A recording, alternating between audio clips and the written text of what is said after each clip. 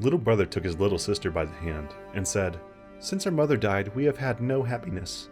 Our stepmother beats us every day, and if we come near her, she kicks us away with her foot. Our meals are the hard crusts of bread that are left over, and the little dog under the table is better off, for she often throws it a nice bit. May heaven pity us, if our mother only knew. Come, we will go forth together into the wide world." They walked the whole day over meadows, fields, and stony places, and when it rained, the little sister said, "Heaven and our hearts are weeping together." In the evening they came to a large forest, and they were so weary with sorrow and hunger and the long walk that they lay down in a hollow tree and fell asleep. The next day when they awoke, the sun was already high in the sky and shone down hot into the tree. Then the brother said, "Sister, I am thirsty. If I knew of a little brook, I would go and just take a drink. I think I hear one running." The brother got up and took the little sister by hand, and they set off to find the brook. But the wicked stepmother was a witch, and had seen how the two children had gone away, and had crept after them privily, as witches do creep, and had bewitched all the brooks in the forest. Now when they found a little brook leaping brightly over the stones, the brother was going to drink out of it. But the sister heard how it said as it ran, "Who drinks of me will be a tiger. Who drinks of me will be a tiger." Then the sister cried, "Pray, dear brother, do not drink, or you will become a wild beast and tear me to pieces." The brother did not drink, although he was so thirsty, but said, "I will wait for the next spring." When they came to the next brook, the sister heard this also say, "Who drinks of me will be a wolf. Who drinks of me will be a wolf." Then the sister cried out, "Pray, dear brother, do not drink, or you will become a wolf and devour me." The brother did not drink, and said, "I will wait until we come to the next spring, but then I must drink. Say what you like, for my thirst is too great." And when they came to the third brook, the sister heard how it said as it ran, "Who drinks of me will be a roebuck. Who drinks of me will be a roebuck." The sister said, "Oh, I pray you, dear brother, do not drink, or you will become a roebuck and run away from me." But the brother had knelt down at once by the brook, and had bent down and drunk some of the water, and as soon as the first drops touched his lips, he lay there, a young roebuck. And now the sister wept over her poor bewitched brother, and the little roe wept also, and sat sorrowfully near to her. But at last the girl said, "Be quiet, dear little roe. I will never, never leave you." Then she untied her golden garter and put it round the roebuck's neck. She plucked rushes and wove them into a soft cord. With this she tied the little beast and led it on, and she walked deeper and deeper into the forest.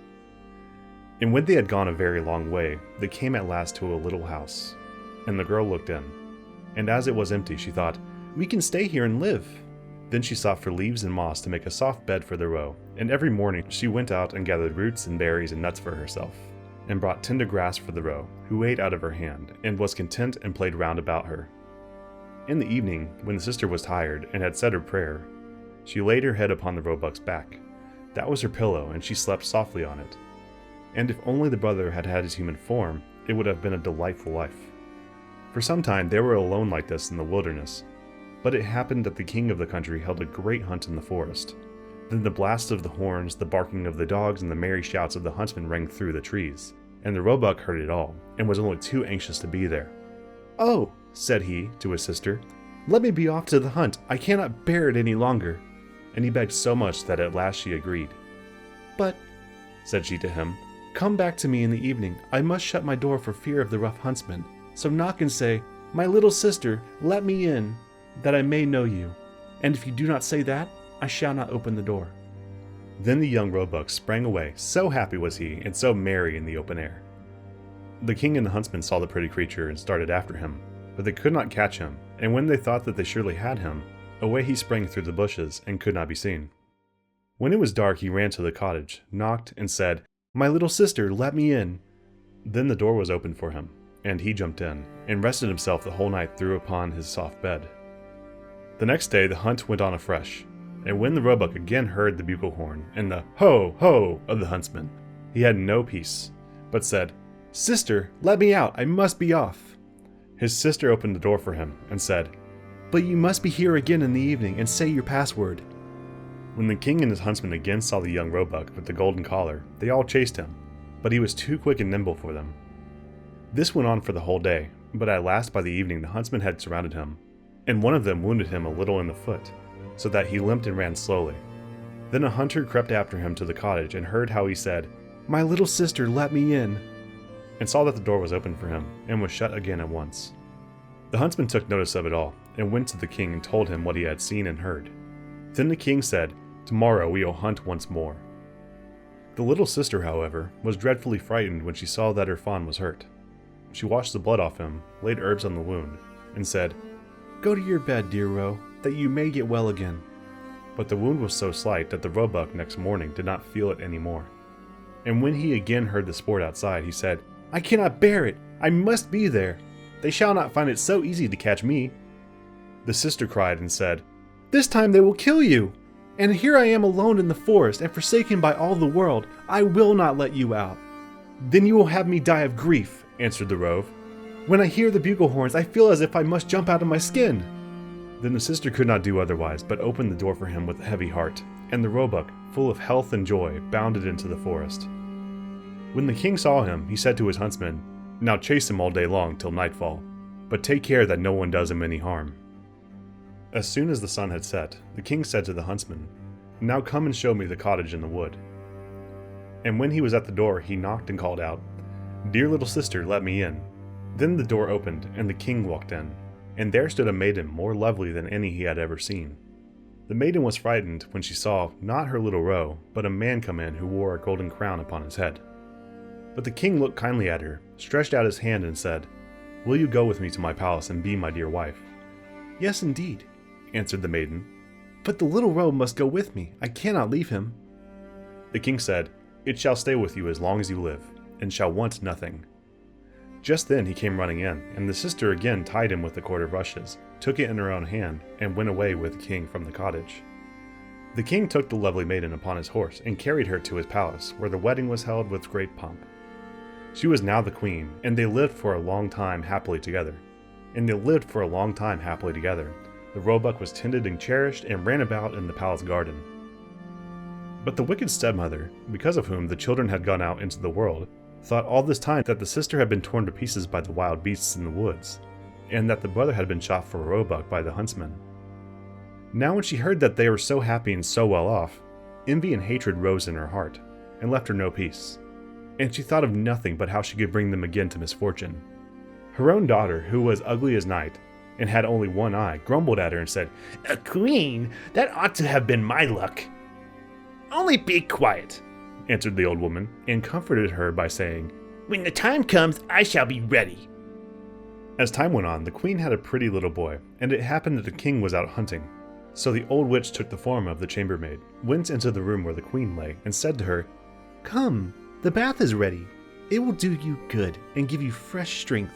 Make haste before it gets cold." The young daughter was also close by, so they carried the weakly queen into the bathroom and put her into the bath. Then they shut the door and ran away. But in the bathroom they had made a fire of such deadly heat that the beautiful young queen was soon suffocated. When this was done, the old woman took her daughter and put a nightcap on her head, and laid her in the bed in place of the queen. She gave her too the shape and look of the queen, only she could not make good the lost eye. But in order that the king might not see it, she was to lie on the side on which she had no eye. In the evening when he came home, and heard that he had a son, he was heartily glad, and was going to the bed of his dear wife to see how she was. But the old woman quickly called out, "For your life, leave the curtains closed. The queen ought not see the light yet, and must have rest." The king went away, and did not find out that a false queen was lying in the bed. But at midnight, when all slept, the nurse, who was sitting in the nursery by the cradle, and who was the only person awake, saw the door open, and the true queen walk in. She took the child out of the cradle, laid it on her arm, and suckled it. Then she shook up its pillow, laid the child down again, and covered it with the little quilt. And she did not forget the roebuck, but went into the corner where it lay, and stroked its back. Then she went quite silently out of the door again. The next morning the nurse asked the guards whether anyone had come into the palace during the night, but they answered, "No, we have seen no one." She came thus many nights, and never spoke a word. The nurse always saw her, but she did not dare tell anyone about it. When some time had passed in this manner, the queen began to speak in the night, and said, "How fares my child? How fares my roe? Twice shall I come, then never more." The nurse did not answer, but when the queen had gone again, went to the king and told him all. The king said, "Ah, heavens, what is this? Tomorrow night I will watch by the child." In the evening he went into the nursery, and at midnight the queen again appeared and said, "How fares my child? How fares my roe? Once will I come, then never more."